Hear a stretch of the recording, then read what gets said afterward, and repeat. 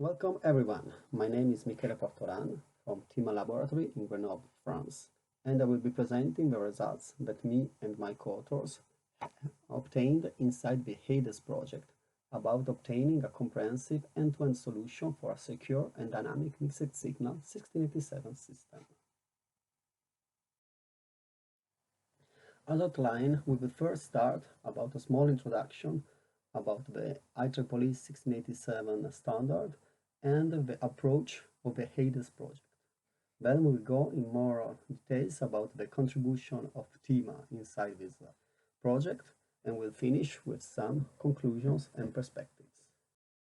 So what is 1687? 1687 is an answer to the new technological trends about a higher test coverage, the need for online testing, and the need for use also of IP-based design.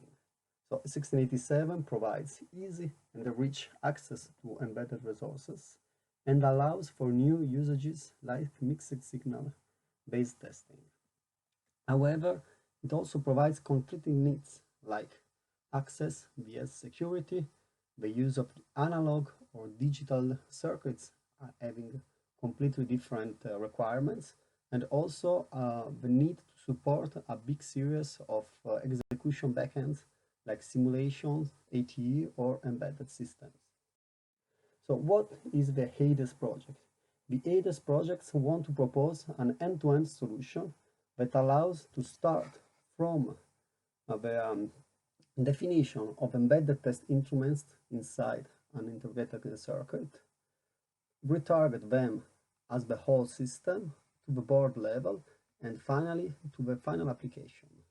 So the key to this is to use a hierarchical online testing based on an enabling infrastructure.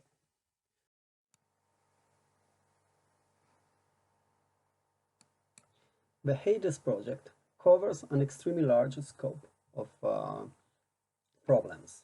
In TIMA, we applied our skill set in several key points.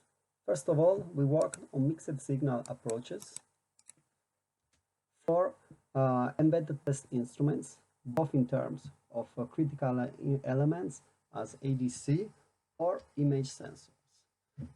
One of the other key aspects of new systems is about the aging issues. For this, we worked on both the embedded and the system level. Another key point is the securization that is not only applied to the testing infrastructure, but also to the way it is applied. All these approaches are punctual. So in order to be able to provide a coherent framework, we also worked on a system that is able to provide our use. So we will start this presentation by introducing this system that is called the Manager-for SoC Test, or MAST, and then we will look at the individual contributions in the different working packages of HADES and how they are all connected together. So the legacy test flow is based on a strict separation between generation and application of test stimulus. So the idea is that all the intelligence is put in the generation steps, and the application is just something extremely fast. So you could say that it is a smart generation for a dumb application. Unfortunately, the needs of 1687 are extremely different from those of traditional testing, which means that this legacy execution flow is not adapted. That's the reason why we developed a fully interactive flow that is able to propose dynamic and interactive access to any type of instruments in any topology using any type of interface. So thanks to MAST, we are able to define any type of algorithm that is linked to some embedded instruments, and then we are able, thanks to the full knowledge of what is inside the system under test, to propose a bidirectional controlled data path that allows interactive execution of the algorithm. So what does it mean, dynamic? Dynamic means that thanks to 1687, it is possible to have some hierarchy-enabled elements like the scam access or even something more complex. Thanks to MAST, we are able to model this information inside the system and be able to extract their main information and so handle off all different types of dynamic elements that might be provided inside the standard. Interactive functional is the need to execute algorithms that are defined over some instruments. Using patterns, it's not possible to make interactive execution, meaning that we only have a flow that goes from the algorithm to the system under test, and nothing comes back. Thanks to MAST, we are able to define a completely interactive execution environment where we can define algorithm in C and C++ and execute them against any kind of internal instrument. So what does a MAST-enabled test flow looks like? It's pretty much simple because thanks to MAST being executed on the test host, we can take our text executable and execute them against the configuration of the system under test.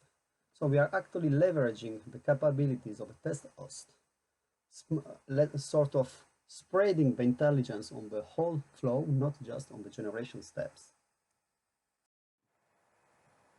So to go into more details, what are the individual contributions that TIMA made to the HALDES project? First, we start to speak about the work on the ADC and on the built-in self-test. Of course, the motivation is, like usual, the test time reduction in testing an SoC. Missed signal and RF are taking more and more time because they are extremely time-consuming and costly, both for the complexity of the algorithm itself and for the difficulty in accessing them. In particular, for ADCs, the traditional testing time that is based on the histogram method is extremely long. So what we'll do, we'll exploit the capacity and the topology of split approximation. A successive approximation ADC is based on a series of capacitors that are used in a sequence to be able to sample the signal. The linear histogram method usually will have to test all the different codes, meaning all the different possibilities of sampling individually, even a few times. However, by analyzing the structure of a system, it's possible to understand that the gain and the offset errors can be easily corrected thanks to the comparator. So what remains as a main source of static error is the mismatch between the capacitors that by construction cannot be completely exacted. Moreover, we can understand that the same capacitors will be used inside different codes. By exploiting the correlation between the different capacitors that are used to sample different codes, we are able to extract the major carrier transitions subsets that can be used to reduce significantly the test time by exploiting the correlation between different usages of capacitors inside different sets. As a result, the constraints are highly alleviated, and we can obtain a system that is much faster and which can have better performance. So the proposed BEAST is based on the possibility of using the same the SIR not only for normal operations, but also as a test generation stimuli. This allows us to avoid the extra logic needed for obtaining the test stimuli. The MCT approach allows us to lower the requirements on the BEAST. So we are able to propose an extremely lightweight solution that is able to reuse the capacitance inside the ADC and obtain good measures. So the simulation results are extremely good. We can see that both in terms of integral nonlinearity and differential nonlinearity, the results are extremely good, with a total test time that is extremely reduced if compared to standard histogram approach. Apart from ADCs, another key missing signal element inside the modern system are image sensors.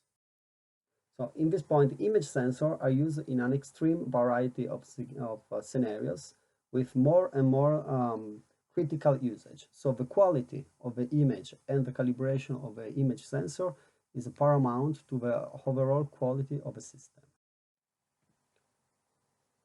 For image sensor performance assessment, we developed a system that is based on the direct learning bind quality assessment index, which is constructed by pulling machine learning techniques over several images from an output. The overall process of business is based on 2 learning phases and 4 feature extraction axes. In order to start from an image, going through the different steps and obtain an assessment model can be directly used. The first phase is the image quality assessment using the ILBQA index. And the second is the detection and concealment of defective pixels for image correction. The defective pixel concealment method is based on local medial filters.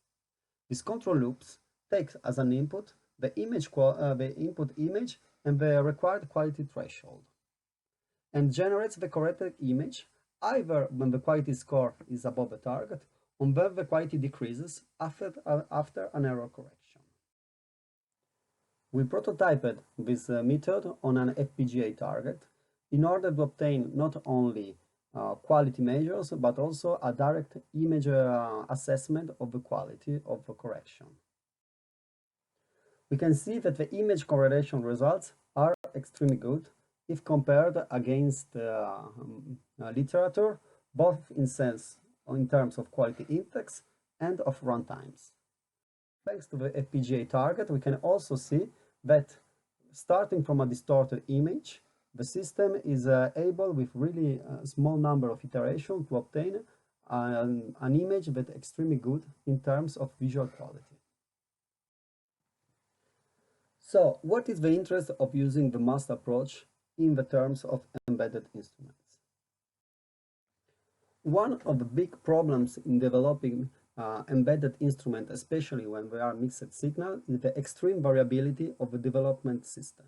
So when we go through the different steps of specification, implementation, and prototyping, and so when our instrument is getting more and more close to its final way, we have to change the way we access to it, because we don't know exactly how it will be done.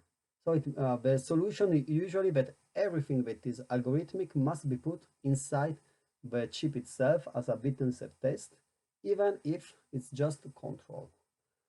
The interest of MAST in this case, that by exploiting the algorithmic features of 1687, we can express the control of a BIST algorithm as a software system that can be executed against the specification of the instruments extremely early in the development flow, for instance, when it is still in MATLAB. Then, by maintaining its central and interface feature, MAST can be used to follow the different steps of development. So during hardware and software partitioning, instead of putting everything that is algorithmic inside the chip, we can still keep some parts of it outside and execute and verify the correct functioning during specification, but also during the simulation at the RTL or netlist phase. We can see the impact of the introduction of a system of an access network to the execution of a system, and then we can follow through the prototyping, and even once we obtain a system, when we change the execution backend to an AT or to an embedded system, still, thanks to MAST, we maximize the porting of both the hardware and the software, as we don't need to change everything at each step, but only what is needed. I will now speak about the work we did about variability of aging. In fact, the problem of new technologies is, as the technology is scaling, the systems are more and more prone to aging effects. So if we look at the critical path at time 0, after a certain use, they will be age a lot and then age in unpredicted time. This aging can be is due to a series of effects, the most important being the negative or the positive bias temperature instability and the hot carriers injections. These two effects work in during complementary states, either during static modes or during transitions. The effect is that the systems are aging extremely fast also in an extremely unpredictable way, because the aging is dependent on the operating conditions, so on voltage, on temperature, but also a lot on activity, which means that a priori estimation is almost impossible. The usual answer is to use extremely big guard bands, meaning that the efficiency is extremely low, because we are increasing power consumption, and also we're losing a lot of performances due to this margin that we have to put at the production stage. Moreover, as the aging is dependent on the activity, as has been observed that the critical path in cell may change. So what at time zero, so what it's the red parts here, were the most critical paths, after a certain aging, they may change. So some signals, if there is one part here in violet of critical paths that are still critical, we can see that paths that were critical at the beginning won't be critical after a certain time. And more importantly, this will depend on the system that is applied, so on the device itself and on its usage. To be able to control this, there are a series of approaches that are based on the application of a wear-out model, wear-out monitors that are put inside the system. Often to be able, but the big problem is what to do with information that's coming out of these monitors. Sometimes this can be done using some replica paths. What we propose inside HADES is to use machine learning to train a model that is about the physical conditions and the physical qualities of the technology, and then use this trained model to process the information that is coming from the aging monitors and adapt the operation of the system depending on this actual situation. The idea is therefore to use adaptive voltage scaling algorithms using the information that comes from the embedded monitor, understand how to change the operating point of the system to optimize its performances and its lifetime. In this case, the use of MAST is to be able to make the connection between the instrumented system, so the data that is coming out of the monitors, and this monitor software will be the learned model that's taking the information that comes from these monitors, is able to understand how to change the DVFS system to obtain the operation. The last part, it's about security. Why am I speaking security? Because unfortunately, a test access port can be a backdoor that can be used by a malicious user to access sensible data. Moreover, a man-in-the-middle approach that can be copy the information can override static protection because it's easy to steal keys and other authentication systems if they are static. So the only solution for this kind of problem is to never use the same information twice in the system. But this is against the usual method of pre-generating patterns. So, do integration text solutions exist? Yes, they do exist, but they are extremely limited to user cases, and they always require an important user intervention to manually change or post-process the patterns that have been developed during the generation phase. So inside the HADES project, we work to find a way to have test and security coexist inside the same automated and transparent flow. So the idea is to have a user having some test requirements, but also some security credentials that will ask an ADA tool access to open a secure connection to the system in a completely transparent way. So inside the HADES project, we developed everything starting from the segment set authorization keys, meaning the top level authorization protocol that is based on a challenge response to have dynamic generation of keys and never reuse the same operation twice, to a hardware implementation of the system where a controller is used to lock, to hard lock some of the critical instruments, in the case instrument 1 and instrument 2, and open them only when the user has authenticated himself. So thanks to the MAST solution, we are able to propose a completely automated solution that is transparent to the user, because the user will simply have to provide his SSH certificate to the MAST system, that then will decide if the user can access or no the secure section.